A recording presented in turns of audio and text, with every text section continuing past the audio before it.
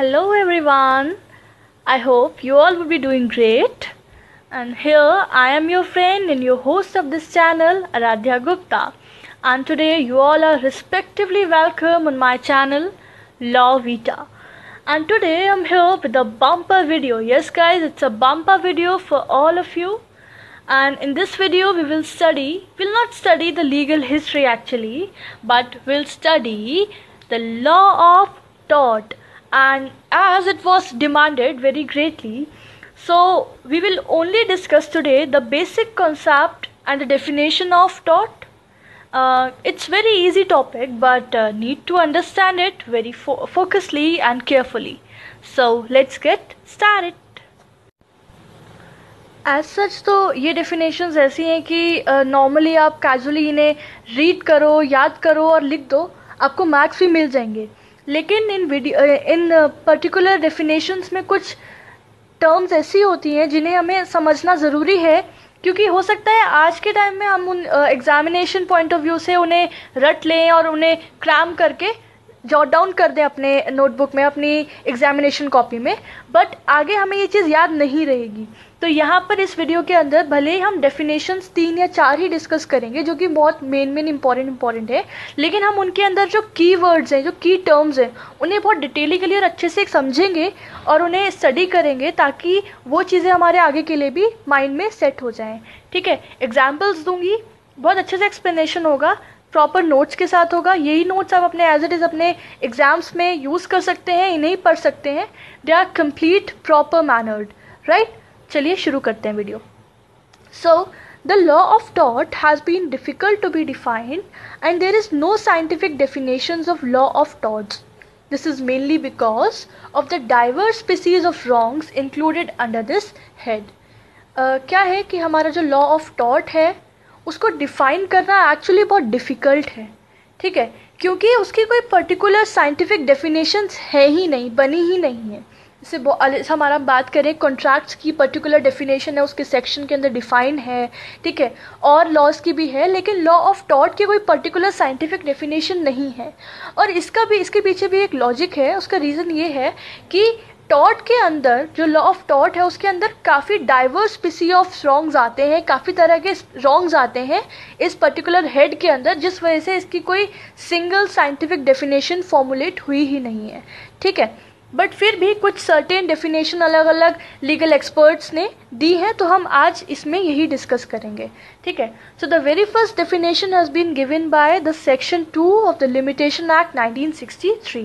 Guys, आप कोई भी डेफिनेशन लिखो, आपको ये लिखना बहुत ज़रूरी है कि वो डेफिनेशन किसने दी है, किसने लिखी है, या कहाँ से ली गई है. ठीक है, तो हम जो पहला जो हम लोग डेफिनेशन डिस्कस करने जा रहे हैं, it has been taken from the section 2 the limitation act 1963. ठीक है, so under this the tort means a civil wrong which is not exclusively a breach of contract or the breach of trust. tort जो है वो एक civil wrong है. अब ये civil wrong क्या होता है ये हम आज डिस्कस करेंगे. ठीक है, तो tort एक civil wrong है जो कि ना तो breach of contract है और ना तो breach of trust है. ठीक है, वो कॉन्ट्रैक्ट का ब्रीच भी नहीं है और ट्रस्ट का ब्रीच भी नहीं है, इसके अलावा वो एक तरह का सिविल रॉन्ग है. सो चलिए जानते हैं कि सिविल रॉन्ग एक्चुअली क्या होता है. अच्छा, आपको ये तो पता होगा कि ब्रीच ऑफ कॉन्ट्रैक्ट का क्या मतलब होता है. देखिए, कॉन्ट्रैक्ट हमें पता है, contract is an agreement which is enforceable by law. An agreement is something when two people interacts with each other, buys and sells each other's goods or services in terms of compensation, right? So अगर कोई particular person या उन 2 parties में से कोई single party जो है वो उस कॉन्ट्रैक्ट के जो ऑब्लिगेशंस हैं उन्हें फुलफिल नहीं करती है, ठीक है, तो हियर ही और she does the breach of contract. उस कॉन्ट्रैक्ट को वो तोड़ रही है, उसका उल्लंघन कर रही है. ठीक है, so this is what the breach of contract. और वहीं अगर हम 2 पर्सनस के बीच में कोई भी अगर एक्ट हो रहा है, उसमें ट्रस्ट का बहुत बड़ा रोल है, और अगर एक पार्टी उस ट्रस्ट को तोड़ देती है, that is called the breach of trust. ठीक है, तो चलिए जानते हैं सबसे पहले कि सिविल रॉन्ग क्या होता है. ठीक है, so these are the foot notes that I have made. So tort is a civil wrong. ठीक है, tort belongs to the category of civil wrongs. जितने भी सिविल रॉन्ग्स होते हैं टॉर्ट भी उन्हीं की कैटेगरी में आता है, ठीक है। देखिए बेसिकली दो तरह के रॉन्ग्स होते हैं, सिविल रॉन्ग और क्रिमिनल रॉन्ग, ठीक है। और दो तरह के लॉज भी हमारे इंडिया में है, सिविल लॉ और क्रिमिनल लॉ। तो ये जो टॉर्ट है वो सिविल लॉ के अंडर डील किया जाता है, ठीक है। So in civil wrong, the injured party, that is the plaintiff, institutes the civil proceedings against the defendant, that is the wrongdoer. इसमें क्या होता है, सिविल रॉन्ग के अंदर जो इंजर्ड पार्टी है, जो जिस पार्टी को नुकसान हुआ है, जिस पार्टी ने हार्म सफ़र किया है, वो पार्टी दूसरी पार्टी के अगेंस्ट सिविल प्रोसीडिंग्स इंस्टीट्यूट करती है, उनके अगेंस्ट सिविल एक्शन करती है, ठीक है। और अदर पार्टी कौन होती है, रॉन्ग डूअर, जिसकी वजह से हमें कोई भी लॉस फेस करना पड़ा या फिर जो भी रॉन्ग डूअर है, ठीक है।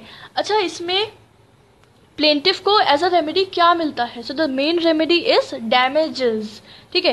याद रखिए यहाँ पे हम डैमेज नहीं बोल रहे हैं, डैमेजेस बोल रहे हैं। डैमेज मीन्स क्या होता है, नॉर्मली डैमेज का मतलब होता है लॉस और हार्म, लेकिन डैमेजेस होते हैं the monetary compensation that is awarded in a civil action. और अगर हम नॉर्मल जनरल वे में बात करें तो डैमेजेस का मतलब है कंपनसेशन, ठीक है। और एक normal general point of view से compensation used to be in the terms of money only, ठीक है। It used to be in the monetary terms. So the monetary compensation that is awarded in a civil action. Damages वो होते हैं जो हम लोग, एक अगर कोई पार्टी ने सफ़र किया है तो जिस पार्टी की वजह से वो सफ़र कर रहा है वो पार्टी उसको कंपनसेशन देती है in terms of money, and that is what called the damages, right. So the purpose of damages. अच्छा, अभी डैमेजेस पे करने का बेसिक मोटिव क्या है या पर्पस क्या है, so its main purpose is to restore an injured party to the position the party was in before being harmed. इसका मतलब ये है कि जिस पार्टी को इंजरी हुई है, जिस पार्टी को कोई भी हार्म या लॉस सफ़र करना पड़ा, उस पार्टी को उसी पोजीशन में ले आना जिस पोजीशन में वो हार्म से पहले था। इसका मतलब ये है, एक एग्जांपल लेके बात करते हैं कि एक ए है पर्सन और एक बी है। ए पर्सन और बी दोनों ही रोड पर जा रहे थे और ए ने सडनली अपना जो स्कूटर था वो बी की कार पे स्टक कर दिया, ठीक है, उसको ठोक दिया, ठीक है। इससे क्या हुआ कि जो बी की गाड़ी है उसको लॉस हो गया, उसको उसका आगे का कुछ जो पार्ट है वो इंजर हो गया, वो टूट गया, ठीक है, डैमेज हो गया, राइट। यहाँ पे डैमेज है लॉस, ठीक है। अब ऐसे में जो ए पार्टी है जिसने स्टक किया उसको बी को क्या नाम है, उसको कंपनसेट करना होगा, ठीक है। तो यहाँ पे बी जो है वो इसके अगेंस्ट सिविल एक्शन ला सकता है और इसकी रेमेडी होगी डैमेजेस, ठीक है। और अब डैमेजेस देने का मतलब क्या है, भाई वो तो नॉर्मली जा रहा था ना अपने रास्ते में, ए ही आया, अड़ंगा बन के आया, ए ने ही उसके आगे आके अपना गाड़ी लगा दिया और उसको उसके व्हीकल पे ठोक दिया, है ना। तो अभी बी जिस पोजीशन में था, मतलब बी का जो व्हीकल था वो तो नॉर्मल अच्छा खासा था, ठीक है, लेकिन ए की वजह से वो खराब हो गया। तो बी को उसी पोजीशन में वापस ले आना जिस पोजीशन में पहले था बाय पेइंग द कंपनसेशन, ये होता है डैमेजेस देने का बेसिक पर्पस है, basic motive. So in the civil wrong, the plaintiff is compensated by the defendant for the injury caused to him by the defendant. तो plaintiff जो है वो compensate किया जाता है, उसको compensation मिलता है defendant के द्वारा अगर defendant ने कोई भी injury की है plaintiff को तो, ठीक है। अब देखिए for example the reputation of a person has been injured. किसी पर्सन ने डिफेम कर दिया पब्लिकली किसी पर्सन को, ठीक है।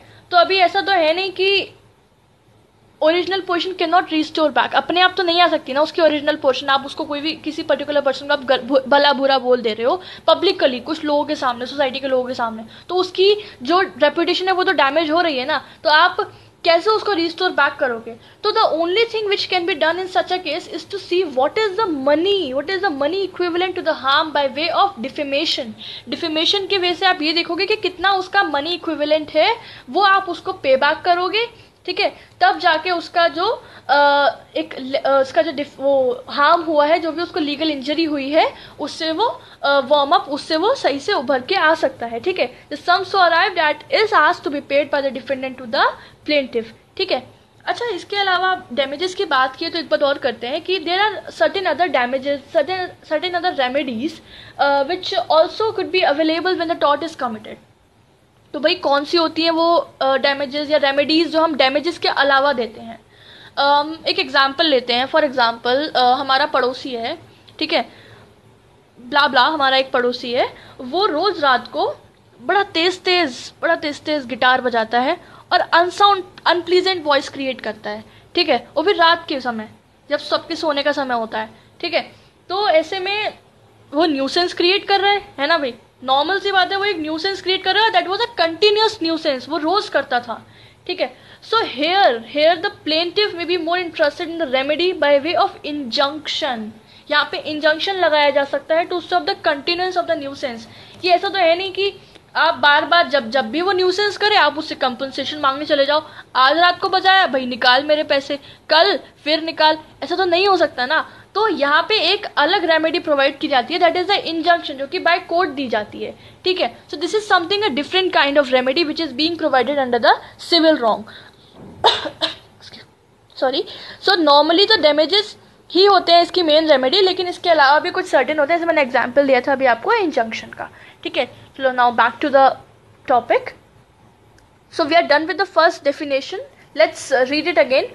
Tort means a civil wrong which is not exclusively a breach of contract or the breach of trust। कि ये एक सिविल रॉन्ग है जो कि ना कि ब्रीच ऑफ कॉन्ट्रैक्ट है और ना ही ब्रीच ऑफ ट्रस्ट है। चलिए ब्रीच ऑफ कॉन्ट्रैक्ट और ब्रीच ऑफ ट्रस्ट बड़ा आ रहा है, ये भी एक बार देख लेते हैं क्या है। तो सबसे पहले एक एग्जांपल लेते हैं कि आप जो है एक शॉप पर जाते हैं और रेडियो खरीदते हैं। भाई माना कि आज के ज़माने में रेडियो का इतना इम्पोर्टेंस नहीं रहा है, कम हो गया है, अब हमारे स्मार्टफोन्स आ गए हैं, टेलीविज़न, स्मार्ट टीवीज़ हैं और कंप्यूटर्स एक्सेट्रा एक्सेट्रा, लेकिन फिर भी आप जाते हैं और रेडियो सेट खरीदते हैं, ठीक है। एंड आप उसका पूरा अमाउंट पे नहीं करते हैं, यू जस्ट से कि मैं बाद में दे दूंगा, ठीक है, मतलब ऑन क्रेडिट आप परचेज कर लेते हैं, राइट। लेकिन बाद में you do not fulfil the obligations, आप बाकी की बची हुई ऑब्लिगेशन को फुलफिल ही नहीं करते हैं, ठीक है। तो यहाँ पे क्या होता है, here the wrong will be a mayor breach of contract. ये एक कॉन्ट्रैक्ट बन गया ना भाई उस आपके बीच में और उस शॉपकीपर के बीच में, और आपने उसको पूरा नहीं किया तो आपने यहाँ पे ब्रीच ऑफ कॉन्ट्रैक्ट कर दिया, ठीक है। So it is only by the process of elimination that we may be able to know that whether the wrong is a tort or not। तो ये कुछ एलिमिनेशन के प्रोसेस होते हैं जिनके द्वारा हम ये पता लगाते हैं कि एक पर्टिकुलर जो रॉन्ग है वो टॉर्ट है या कुछ और है, या क्या नाम है हमारा ब्रीच ऑफ कॉन्ट्रैक्ट है या ट्रस्ट है। तो कुछ ऐसे एलिमिनेशन प्रोसेस के through we come to know, ठीक है। अभी फर्स्ट इसमें क्या होता है, we have to see whether the wrong is a civil और क्रिमिनल। अब ये पता लगाने के लिए कि हमारा टॉर्ट कौन सा है, सबसे पहले हमें ये पता लगाना होता है कि एक पर्टिकुलर जो रॉन्ग है वो सिविल रॉन्ग है या क्रिमिनल रॉन्ग है, ठीक है।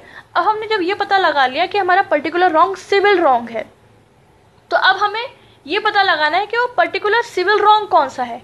रीजन बिहाइंड इज कि there are certain categories that comes under the civil wrong, so then you need to recognise the particular category of the civil wrong. जब आपको ये पता लगाना है कि टॉर्ट कौन सा है, ठीक है, तो ये होता है इसका पर्टिकुलर प्रोसेस। चलिए अभी ऐसा एक सीन हो सकता है ना, ऐसी कोई पॉसिबिलिटी हो सकती है कि एक पर्टिकुलर एक्ट में ही एक से ज़्यादा सिविल रॉन्ग हो जाए, ऐसा हो सकता है। जी हाँ, ऐसा हो सकता है। इसका एक एग्जाम्पल लेते हैं। फॉर एग्जाम्पल कि आपने अपना घोड़ा, आपके पास एक घोड़ा है और आपने अपना घोड़ा अपने नेबर को 1 वीक की कस्टडी में दे दिया, ठीक है। आपने कहा कि सेफ कस्टडी में दे दिया, आपने उसे डिलीवर किया कि अभी आप प्लीज़ इसका ख्याल रखिएगा, मैं 1 वीक के बाद आके इसे वापस ले लेता हूँ, ठीक है। तो ये क्या बन गया, ये बन गया बेलमेंट, है ना, कॉन्ट्रैक्ट के अंदर आता है, ये बेलमेंट है, आपने पढ़ा होगा। तो अभी क्या होता है कि 1 वीक के लिए वो तो बाहर चले गए आप, ठीक है। तो उस बीच में जो आपका नेबर था उसने आपके हॉर्स के साथ अच्छा ट्रीटमेंट नहीं किया, उसको फीडिंग नहीं कराई, उसको खाना पीना नहीं दिया, and due to that the particular horse dies due to starvation, वो भूखमरी की वजह से मर जाता है, ठीक है। अब यहाँ पे साफ दिख रहा है ब्रीच हो रहा है इस पर्टिकुलर एक्ट में। अब आप वापस आए 1 हफ्ते बाद, आपने मांगा जी मेरा घोड़ा मुझे वापस करो, वो कहता है घोड़ा नहीं है, तो आप यहाँ पे उसके अगेंस्ट एक्शन क्लेम कर सकते हैं। तो लेकिन किसके अंदर, किस सिविल रॉन्ग के अंदर? यहाँ पे गाइस 2 सिविल रॉन्ग आ रहे हैं। 2 सिविल रॉन्ग कौन से?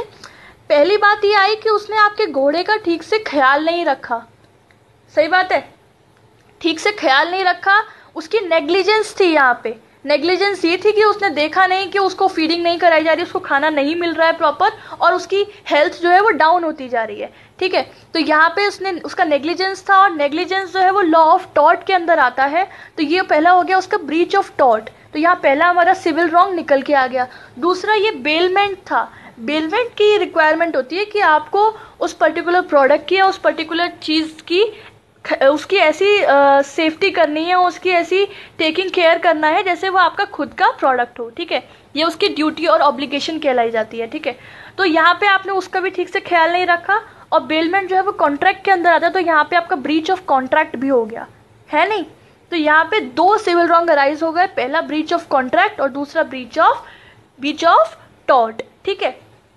अब ये क्वेश्चन एक अराइज होता है यहाँ पे कि क्या आप दोनों के दोनों सिविल रॉन्ग के अंदर रेमेडी क्लेम कर सकते हो?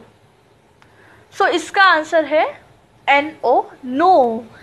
रीज़न इज कि आप किसी भी एक, या तो आप चाहो तो पर्टिकुलर सिविल रॉन्ग टॉर्ट के अंदर जाके आप टॉर्ट के कंटेक्स्ट में आप उससे क्या नाम है रेमेडी क्लेम कर लो, उससे डैमेजेस क्लेम कर लो, या फिर आप कॉन्ट्रैक्ट के अंदर जाके कॉन्ट्रैक्ट की रेमेडी क्लेम कर लो।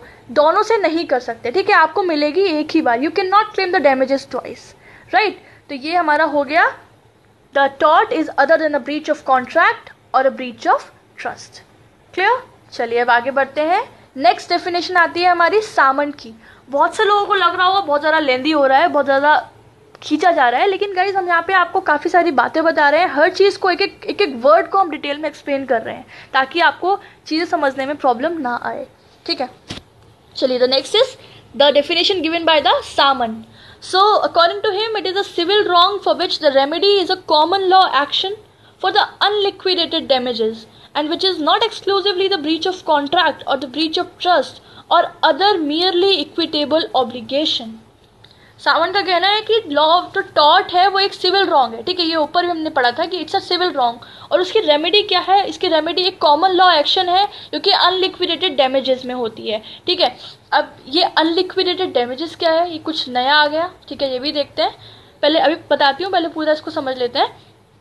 तो according to him, tort is a civil wrong, इसकी रेमेडी है common law action unliquidated damages में जो होता है, एंड ये ना तो ब्रीच ऑफ कॉन्ट्रैक्ट के अंदर आता है, ना तो ब्रीच ऑफ ट्रस्ट के अंदर आता है, या फिर इसके जैसे और भी कोई ब्रीचेस होते हैं, वो इस जो टॉर्ट है वो उनके अंतर्गत नहीं आता है। ये टॉर्ट जो है ये वो नहीं है, ठीक है। It is different from them, there is a differentiation point between the tort and other civil wrongs, ठीक है। ये सामन कह रहे हैं। चलिए अब देखते हैं कि अनलिक्विडेटेड डैमेजेस क्या होते हैं।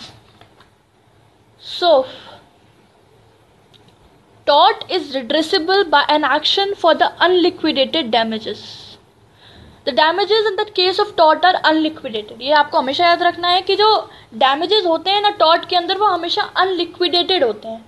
अब ये unliquidated क्या है, और unliquidated जानने से पहले हमें जानना जरूरी है कि liquidated क्या होते हैं, ठीक है। So liquidated damages means such compensation which has been previously determined or agreed to by the parties.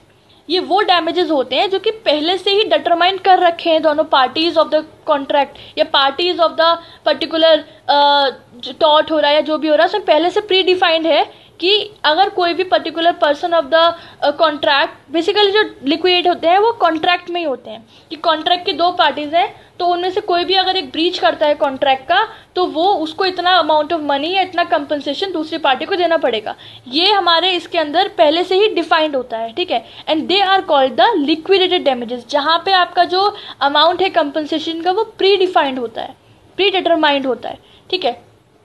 अब बात आती है अनलिक्विडेटेड, जो हमारा बेसिक पॉइंट है। अब देखिए, लिक्विडेटेड का ऑपोजिट ही हो गया ना अनलिक्विडेटेड, तो ये तो आपको समझ में आ ही गया होगा almost. So when the compensation has not been सो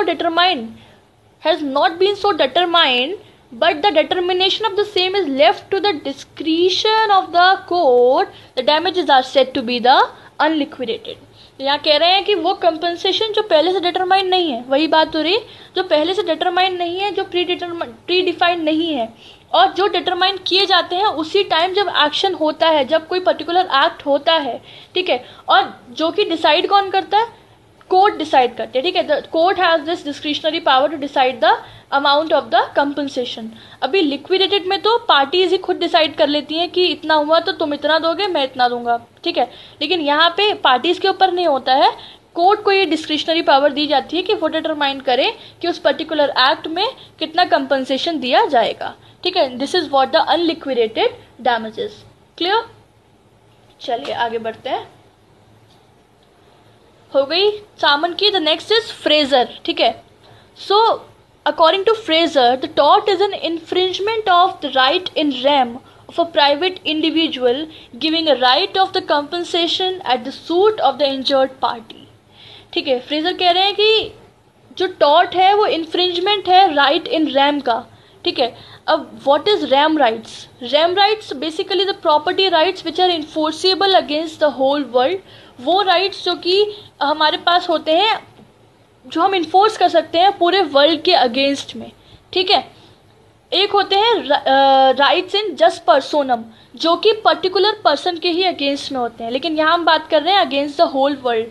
तो फ्रेजर बोल रहा है कि टॉर्ट वो सिविल रॉन्ग है जो कि हमारे जो राइट्स हैं अगेंस्ट द होल वर्ल्ड उनको इन्फ्रिंज कर रहा है, उन्हें खंडित कर रहा है, उन्हें तोड़ रहा है for particular individual. Particular individual के राइट होते हैं अगेंस्ट द होल वर्ल्ड, उन्हें इन्फ्रिंज कर रहा है। Giving a right of compensation at the suit of the injured party. जब कोई पर्टिकुलर पार्टी इंजर होती है और उसको जो राइट कंपनसेशन देने होते हैं, ठीक है। So this is what the law of tort as explained by the Fraser. Clear? चलिए एक लास्ट डेफिनेशन और है by the Winfield. Rem rights होते हैं property rights enforceable against the whole world, ठीक है। अब विनफील्ड के कह रहे हैं tortious liability arises from the breach of contract primarily fixes by law. This duty is towards persons generally and its breach is redressable by an action for the unliquidated damages. According to Winfield, tortious liability कब arise होती है? जब कोई particular जो law के द्वारा fix की हुई ड्यूटी है उसको ब्रीच कर दिया जाए, तब टॉर्ट अराइज होता है या तब टॉर्ट की लाइबिलिटी अराइज होती है, ठीक है। और ये जो ड्यूटी है बेसिकली जनरली पर्सन्स के अगेंस्ट ही होती है, उनके ही टुवर्ड्स होती है, ठीक है।